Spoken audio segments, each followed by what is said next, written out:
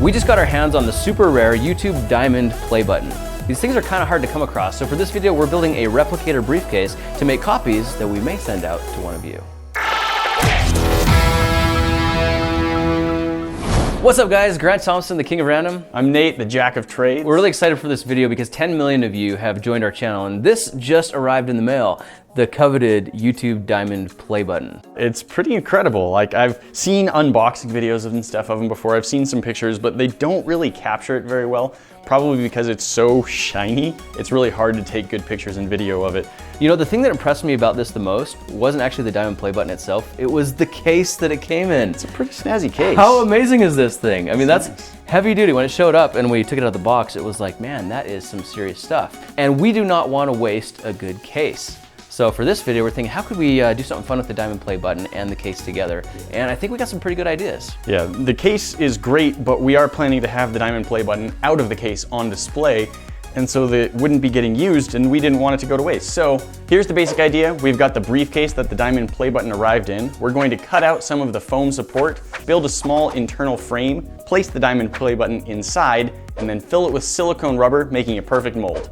By the way, guys, I don't know if you can tell, but Nate is so freaking tall. One of the reasons I can't be in the videos with him is because of our height disparity. If you take a look right now, I'm standing on my toolbox just to try and even things out a little bit. There's a little behind the scenes for you. Hope you enjoy that. As a first step, this case has this big old block of foam that is glued in place, and I believe was milled out just to have the right size and shape for the play button, and we need to remove some of that. And we don't want to get rid of all of it. We want to have just enough space to make the mold. So what we're going to try and do is measure a little bit bigger than the size of the play button and cut down through the foam and pull that out. To cast this play button, I went and picked up about 8 pounds of TKOR silicone, and I got a catalyst in blue, mainly because the blue silicone is my absolute favorite. We like keeping things simple and predictable, and this does a really nice job. It has a really clean finish, so that's why we go with TKOR silicone. If we were trying to make 40 or 50 molds out of something, we probably would have been interested in the platinum cure.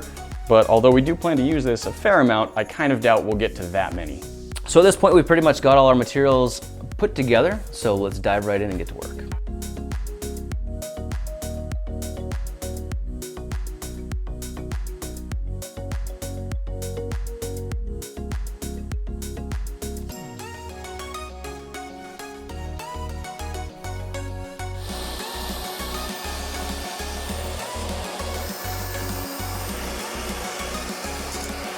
We've got all of our pieces cut for the box, but it's a very square box, which means if we make a mold in it, it'll basically be impossible to get out if we leave the sides permanently attached. So for this first time, I think what we're gonna do is just have it held together with tape, plus the pressure from the sides of the box.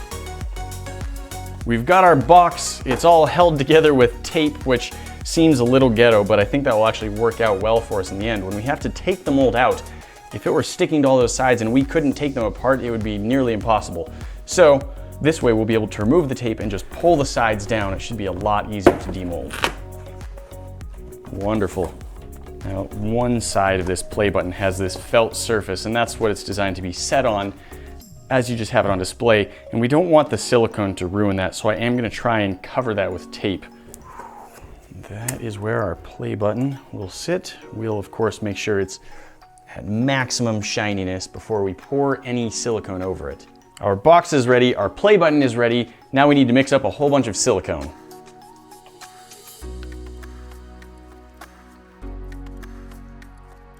Total weight of the silicone that I just poured into the bowl was 64 ounces, so now I need to add 6.4 ounces of our catalyst.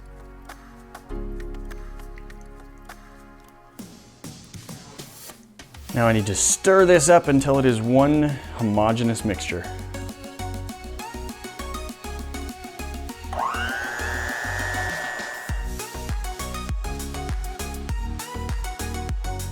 Looks pretty well mixed to me. I'm placing some foil around just a couple of the edges so that I am able to bring the silicone over onto this, maybe sometimes in smaller quantities, without just pouring silicone, dripping it all over the case.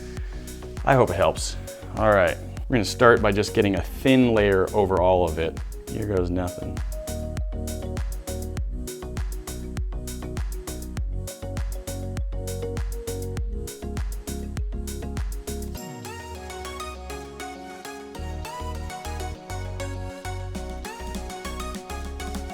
I want to give it a couple of minutes right there to sort of let some of the bubbles rise to the surface and pop.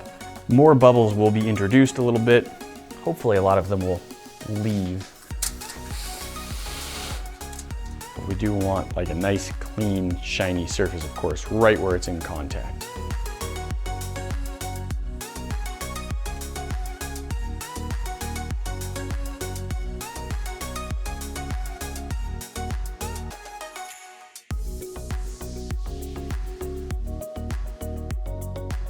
We've got a briefcase full of blue silicone and it probably needs to sit for 4 or 5 hours, but we're just gonna let it go overnight to make sure it's 100% cured. You might have noticed we didn't actually degas this silicone. There are quite a few bubbles here and they're all making their way to the surface. That's gonna give it kind of like a really pocked look. It's not gonna be smooth and clean like it would be if we used the vacuum chamber. But I'm really okay with that because I've done a lot of molding with this type of silicone before. If you might remember the Lego gummy molds that we made, we did some play button molds with the silver play button as well to make chocolate bars. The finish on the surface comes through really clean and smooth because the bubbles start to travel up, and even if they get stuck inside the rubber, it's not a big deal as long as that surface is smooth. I can't wait to see how this turns out tomorrow. I love the whole feel of this. It's like the spy briefcase you carry around. You got your little diamond play button replicator, does this thing, pops out a new diamond play button. Only the ones that we're gonna be making are a little bit different than the ones we've got here. Through the magic of YouTube, let's now transport till tomorrow. New day, new t-shirt, new haircut. Let's dive into the mold and see what we got. All right. So how do we actually get this out of the box? Well, we've got our little box inside our bigger case. So first I think we need to get that little box out. And do you think it's heavy enough if we flipped it upside down and shook it, it would worth a slide try. out? It's worth a try. All right, I'll shake it, you catch it. Here we go. Oh, it's coming. There we go. Teamwork makes a dream work. Little bits of the tape had started peeling. That was what was slowing it down even more. That's pretty cool. Had a tiny bit of leakage, which is why I'm glad we put the tape on everything. Very minimal though. Now the biggest question we had as this was setting, little bubbles of air were constantly coming up through the center. So we were kind of thinking the silicone may be seeping down underneath the diamond part of the diamond play button. If that's the case, we may have silicone for life stuck down there after we cut it out. We're hoping that's not the case, but we're gonna find out. Can I pull these off too? And it peels That's away the power of a vacuum. fairly easily. All right, moment of truth. Ooh. Wow, that came out pretty nice. Yeah, I thought there would be a lot more leakage underneath it. I would have too. That was just sitting flat on the bottom and hardly anything leaked in. Yeah. This button is so amazingly heavy that it looks like the weight blocked that out. We could probably, it's just a thin enough membrane here, we could just peel that out by hand and clean that up with an X-Acto knife. All right, should we take a look inside? I think so. Why don't you do the honors, Nate? It's releasing nicely, like really easy. That's why I wanted to let it go overnight.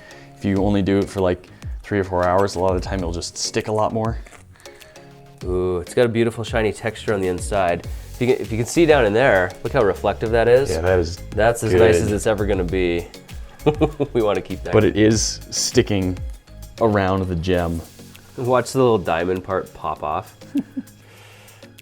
Oh yeah. Oh, you know what? If you pull it gently enough, we may be in luck. This is a very delicate process because if that silicone rips, we're pretty much never gonna get it out from under that. It's like surgery. Uh-oh, did we break it? I think so. Oh yeah. Well, there we go. If you look in here, you can actually see, it almost looks like silicone. Is it just reflecting or is it in all surfaces or under all the cracks? Really hard to tell. All right guys, time for a damage report. Let's see what kind of damage we did to this thing here. If you take a close look at the play button, you can see we have a bunch of silicone trapped around the edges of the actual diamond jewel here. I'm not sure how we're gonna get those out, if ever. I mean, unless we actually pop that out. We have a little nick over here where the ruler hit it.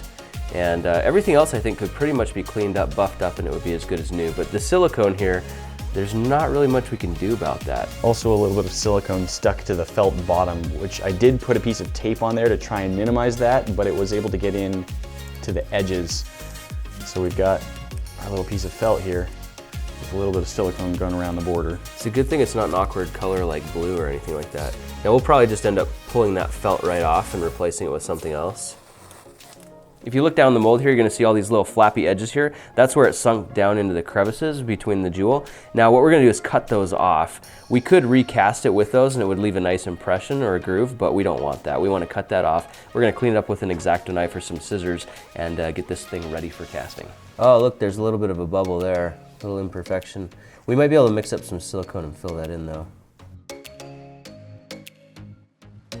This is a diamond play button, and I'm kind of curious to see if we can make this whole thing look a bit like a diamond by making an ice casting inside. And getting ice to cast clear is kind of tricky. There are several different theoretical approaches, and I've tried most of them. They don't work. The only thing I've found that does work is to have all of the ice freeze from the bottom up to the top.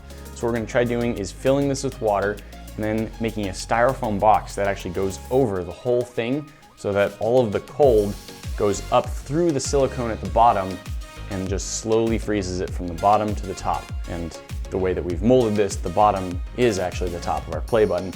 So hopefully we'll at least get quite a bit of clear ice and avoid all of the cloudy ice. Most imperfections in ice are formed when there's air inside the ice that can't escape. When you freeze ice cubes in a freezer, they'll freeze from the outside, from the top, the sides, and the bottom all at once in sort of this just encasing brick. And then as it freezes in, the air bubbles aren't able to go anywhere, and so they stay trapped in the middle. If you freeze it very carefully from the bottom up, much of the time, any bubbles that do form will only be at the top surface level and not stuck all throughout. And that's what we're hoping for, but I've never tried it with anything this big before, so it is definitely an experiment. So what we're gonna do is we're gonna put the mold into the freezer, then we're gonna pour cups of water into it, and then figure out how to fit this over. It's just gonna take a little bit of trial and error because there's not that much space in the freezer, but I think we'll be able to get it to work. I was trying to dive into the play button to clean out the silicone, and I noticed that one side of this diamond had a huge gap, and that's where a lot of the air was coming out. So I was using an X-Acto knife to try and clean out from under there, and lo and behold, I actually popped the diamond out, and the whole thing is extractable, which, looking at it kind of blows my mind. I thought this was just set down into the metal itself, but no, it's like this whole contraption with a metal base plate that glues down inside it, which I think opens us up to another project idea. Nate, what do you think we should do with this? I think that means we can make a whole separate mold of just the gemstone, that diamond triangle in the middle, and that way we can make some other fun replicas with actually setting the stone down inside whatever else we're molding and casting. I like that plan. We tossed around a few ideas of maybe putting some LED strips in there that we could turn on so that the diamond would actually glow. We'd have a glowing center of the diamond. Or if we cast in like a green or a red resin, we could have like an emerald or a ruby type play button. We could interchange and we could change it up anytime that we wanted. We could also laser etch our logo into the center and put it back together. So many things that we could do with this, which I'm thinking probably nobody has ever done before. So we wanted to show you this. Because no one else tears apart their diamond play button. I don't think it's ever been done before. So we're doing this. We're destroying our diamond play button for your education and entertainment. And then if I lift that up like that, boom. Now it wasn't that easy to pull out the first time. It was glued in place, but apparently not that well. If you look closely down the center here, you can see that where it was glued to the plate, it wasn't a very great glue job. And that's like right at the center of the play button. So we may take this apart and re-glue it, make it look a little bit nicer. We're gonna fix those manufacturing defects and hopefully make it a little bit better. We also got a letter from YouTube signed by Susan Wojcicki, at least digitally signed, and it's kind of nice. I'm gonna set this right here. If you wanna see what it says, go ahead and pause the video and check it out. Here's a random factoid for you. The metal portion of the diamond play button weighs just under 10.5 pounds. Whereas the diamond portion weighs just under 6 ounces. What's going on? Oh. Grant, you broke the button! Ah! And that's how it happened. All right, update. We've now had our diamond play button mold with water in the freezer for like 2 days because it takes a while to freeze when we've got so much insulation. A lot of thermal mass to cool down there. Yeah, the silicone was like this. It was like 1 inch thick at the thinnest spots, and then we had 2 inches of insulation foam all the way around it. So the freezer had a hard time pulling heat out of it, but it is finally frozen and it's time to take that sucker out. When we checked it yesterday, it was looking really good as far as clear ice goes. It was actually very, very clear, but then we opened up today and nothing but bubbles. All right, so yeah, before when we looked at this, it wasn't all the way frozen and it still looked really clear, which makes me think that we just had a clear surface on it.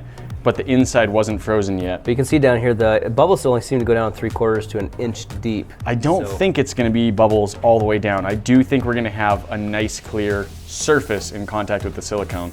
Let's take it out and see how it looks. Demolds nicely. Man, it comes out perfectly, doesn't it? Yeah. And the reveal. Ooh, look at that. Is pretty. Okay, so we do have bubbles quite a ways through there, but that looks really good. You know how some people refer to diamonds as ice? Haha. I think this is taking it literally. Check this out. It's like air hockey. It's awesome. You know what? We should make one of these out of dry ice.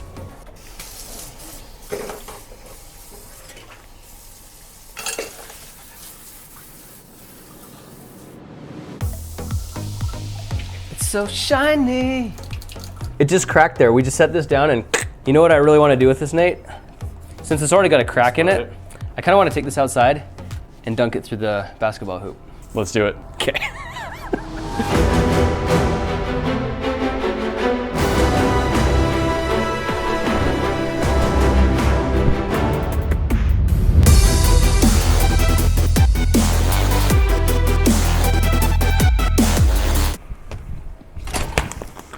It didn't break. Kidding me.